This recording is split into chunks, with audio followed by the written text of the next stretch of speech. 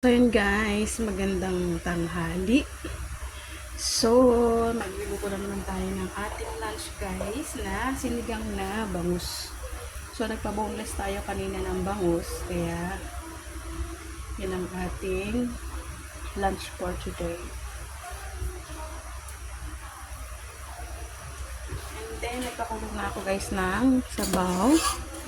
At nilagyan na natin to ng kamatis, ng asin, ng ating seasoning, at ng ating sinigang sa sampal.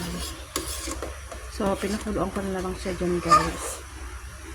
And then, ilalagay na natin yung ating gulay na meron ako ditong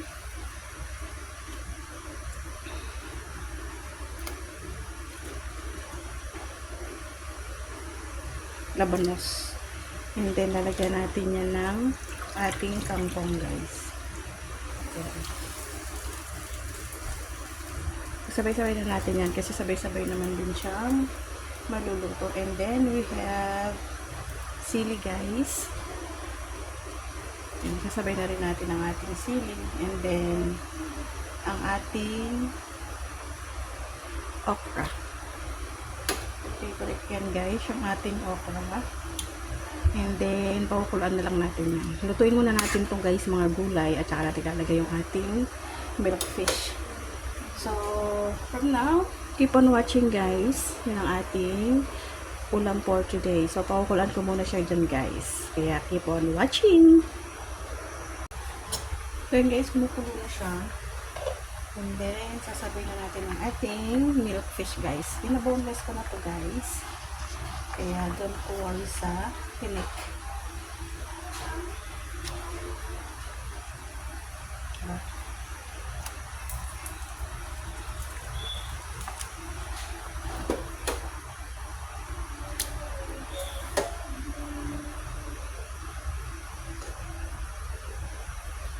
So, yun guys, pakulan ko muna ulit.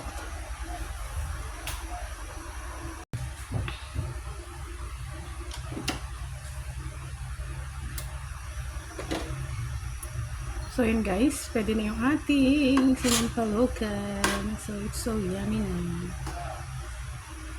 Tikman natin yung kanyang sabaw.